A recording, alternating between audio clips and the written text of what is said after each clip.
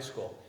Um, Is there a, you know, is there an unwritten agreement that we won't let it go down below a certain amount while we just have to qualify? It's like when you get a mortgage, you just have to promise you had past income, you don't have to promise any future income? Well, the only piece I will say is that the building's not, the whole bonding of the building is not done yet. Right. So we bonded $28 million of the building, and the project won't be done until June of 2015, completely done, and then MSBA will come out and audit, and it's not until the whole project is audited that we're gonna bond the rest of the building. So we have a reason to keep that number and point the bond that the S&P people will be happy with us. Correct. Because we have to get another bond. That's correct, right. Do we have an idea what that amount is? The additional bond? No, the amount that they're gonna expect us to have in our E&D fund in order to satisfy them that we're a good risk to lend us the money. There was not a set number. We talked about wanting to have, at least a minimum of 3%, just so that it was a cushion for the district. I think that part of it is just that there's conversation that takes place about the importance of the establishment of an E&D fund. But nobody said you must maintain at least X in that account. I think they were looking at it, they look at the fiscal health of our two-member towns and what their bond ratings are, and then are looking at, the towns are at least operating and allowing you to see this, this excess and deficiency grow. So that's, that was a positive sign to the lenders. And I think that just to that end, in FY14, we had just about 1.35% of unexpended funds left in our general fund. So the infusion of $400,000 additional revenue kind of compounded the attractiveness of the E&D at the end of the year. So I think it's important, the budget wasn't overly inflated. We had, and as a matter of fact, the unexpended funds were really in our fixed costs. We had some favorable insurance rates. So I think that the budget was a nice, tight budget. And I think of a $30 plus million, having $400,000 left over is pretty good. As I said, with the infusion of the revenue, so it was compounded. And to just kind of, the FY15 budget, I'd say is a tight budget, and in fact, we found in a couple places in staffing that we were a little too tight, and we had some issues with not being able to schedule enough kids in electives at the middle school, particularly in gym, the gym classes. So we needed a little extra staffing to go and accommodate that. And we also had the same situation that at the high school, there was not enough staffing available for electives. So we had to kind of go into that FY15 budget that, we tried and, went through an administrative exercise on where do we think we needed the staffing to be to kind of launch this school district, and we're a little too tight in two spots that needed a fraction of an FTE both at the high school and at the middle school to make the schedule actually work once the kids got there. So it's a tight, not frivolous budget. So we're good with that? Okay. So what this slide is depicting, I think I should do this one for the summary of the budget. Sure. Yes. This slide is showing our use of school choice dollars, circuit breaker dollars, and now we're adding in the excess and deficiency funds. When Monomoy came into existence, we had a fund balance which was carried over to the district from the towns of school choice dollars of just about 1 point, I don't know, is there a pointer on this? Is there a pointer on this? Oh, this? Oh, well. $1,465,261 came over when we became Monomoy. In FY '13. Okay, that came over from both townships, Right. whatever their balances were. Okay. So what this is showing you is in FY '13, we had new revenues of $1.5 million. We used $1.8 million to offset the FY '13 budget using school choice dollars, which left us then a balance in the school choice account of $1.2 million. In FY '14, we received an additional $1.5 million. We used 1.6 to offset expenditures. Again, leaving a balance of $1.1 million to carry forward. We're in FY '15, our anticipated revenues are $1.5 million. We used in this year's budget $2.5 million of school choice dollars, leaving a balance of $91,000 in that account. Moving down to circuit breaker, the same, we had a beginning fund balance of $193,000. We added in the revenues, you can follow along, $454,000 revenues in '13, offset by $420, $525,000 in '14, we used $598, anticipating $464,000 in '15, offsetting it by $480, and leaving a $136,000 balance in the school choice, in the circuit breaker. When we were building these budgets, these were part of the discussions. We knew we were offsetting, using these sources to support the education of the districts. And when I was working with Katie, putting this slide together, technically, school choice, circuit breaker, and excess and deficiency combined are the different sources that we have to go to when the heavens open up upon us. And so while you might look at this and say, oh, there was $1.6 million of reserves that the district had in FY12 and 1.4 and 1.8, 1.6. I think it's important to just kind of keep in mind that very last number down there, that 1.6, in context of our budget as we start moving forward, because we've been burning through this bank account that we had to support and to ease the cost of the schools on the two towns over the last several years. So you'll see the next slide looking at budgets, and you'll see that the amount of money the towns were needing to pay to support the schools was greatly reduced in the last couple budget seasons. But it now sets us up that we don't have those reserves to come back to. Katie, a follow-up question on the last slide, I think. Circuit breaker, I had the impression it was even worse news in the sense that was running at about a 16-cent balance. There was an adjustment made this year, over the last couple of weeks. Let's hear it for adjustments. Thank you. Yep. Yeah. So this is taking a step back and looking at the big picture. So if we start at the top line, and Scott and I put together, we call it FY12 actuals for after FY12 was Town of Howard, Howard Public Schools and Chatham Public Schools. So we went to the DESE end of year reports of what was reported of general fund expenditures from both school departments, and then a part of the end of the year report is the amount of money that the towns use to support the schools, and that could be health insurance and things for school district employees. So that was the basis of the FY12 actuals, because those are not Monomoy actuals.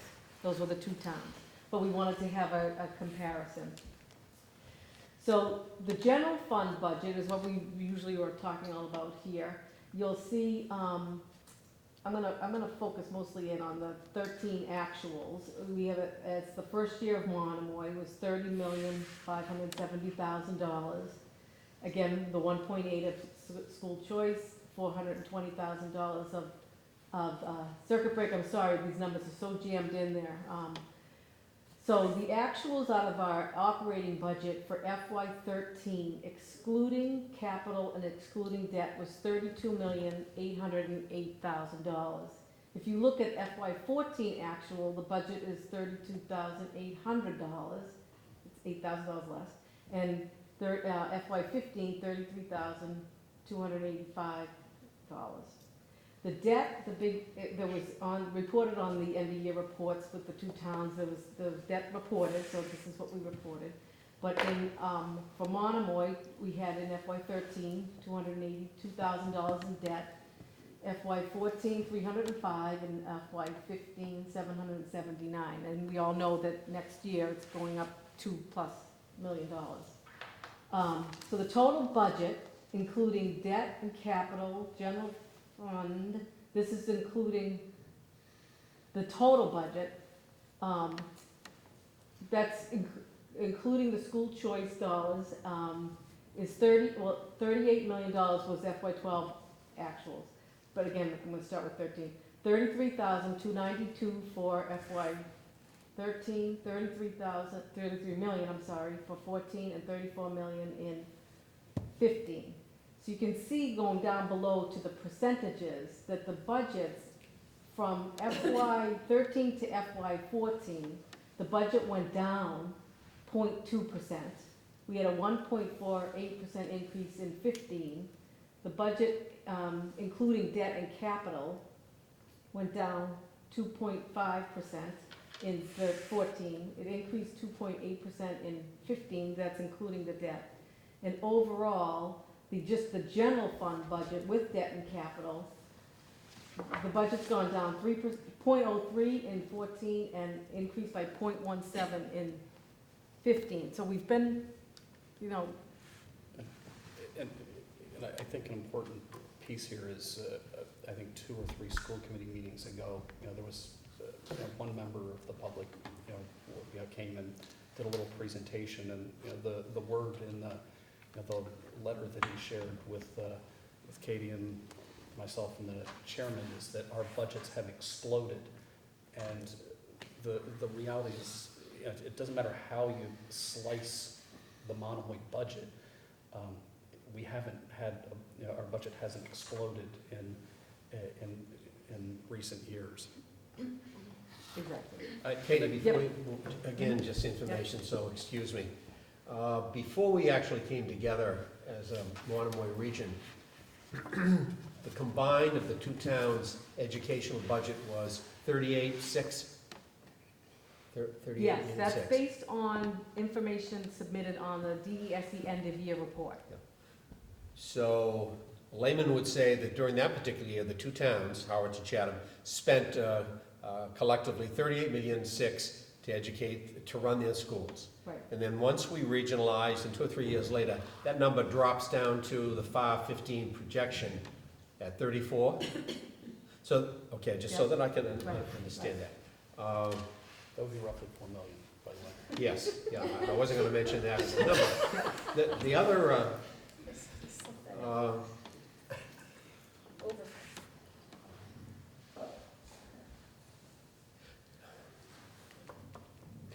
I'm sorry, it's slipped by like 3 words 2 weeks ago that I have found that I will share with you people. I guess the one cell that I know is giving Katie and I agita is really this one here. And this, I raised this last year at our selectmen's meeting, is, this 2.5 million, and if we were to go back a slide,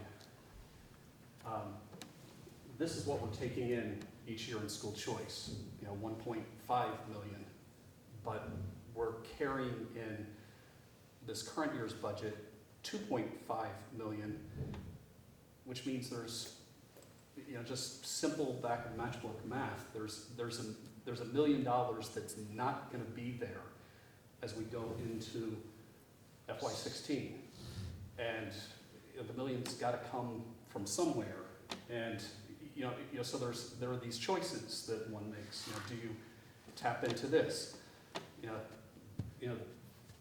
that has ramifications, for a budding new school district. So there are choices that we're gonna have to make, and there are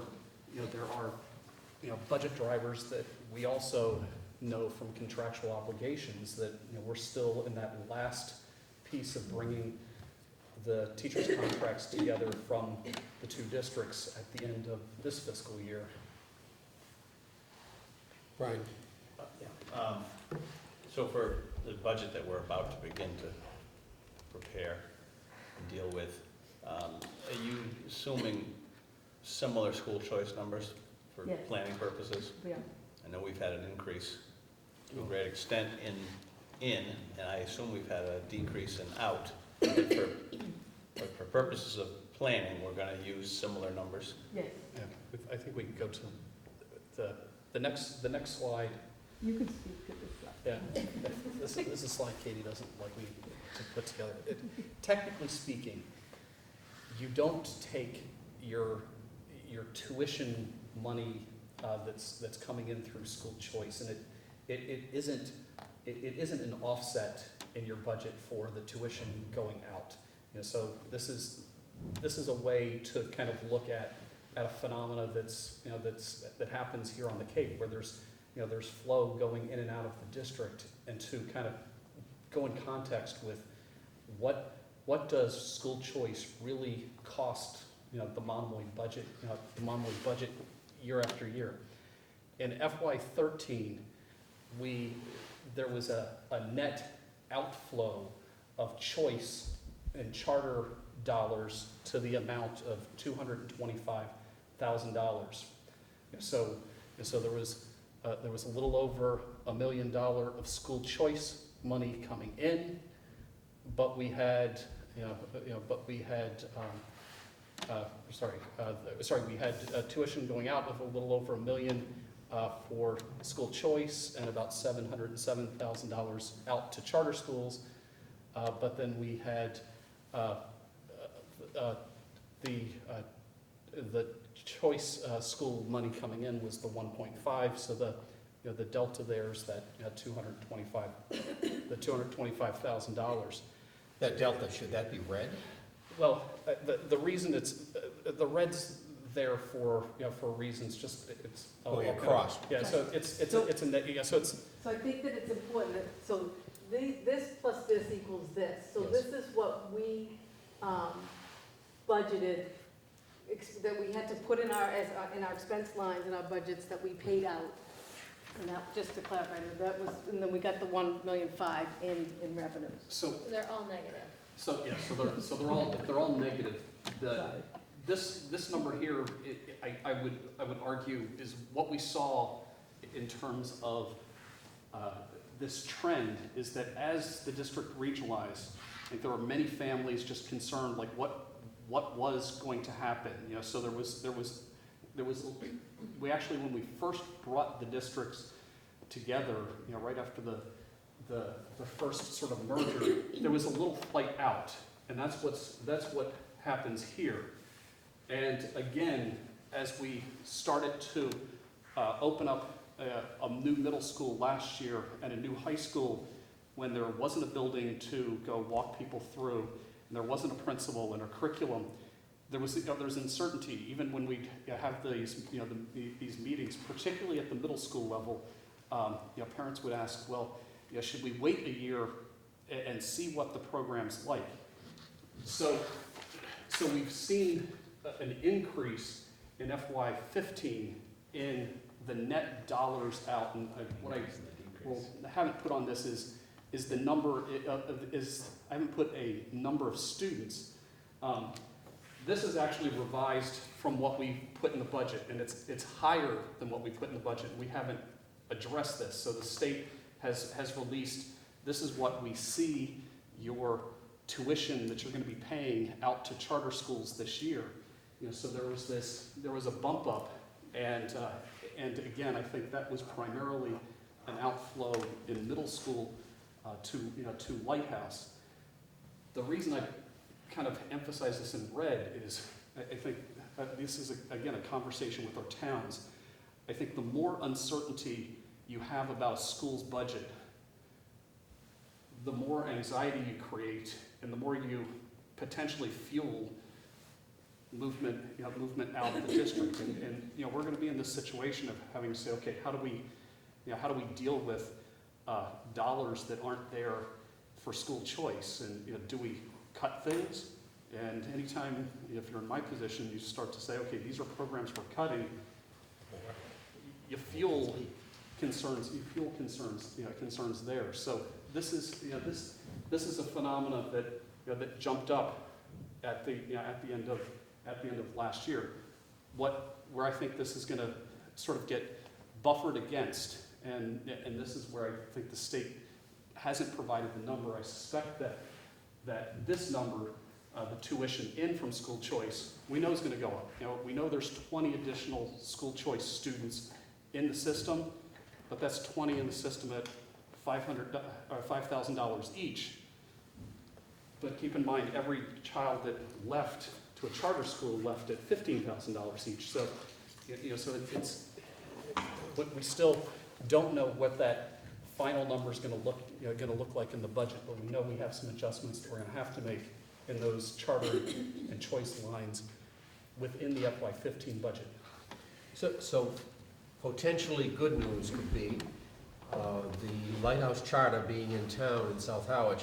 At the end of some of their Howard Chatham 8th grade years, those moms and dads, which is 2 years from now maybe, they would begin to re-enter our 9th grade here, which would subtract that figure going down at around 15,000 per student.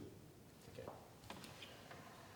And one of the reasons, I like the story, but this does tell a very good story, but I think it's important that school choice revenues go into a special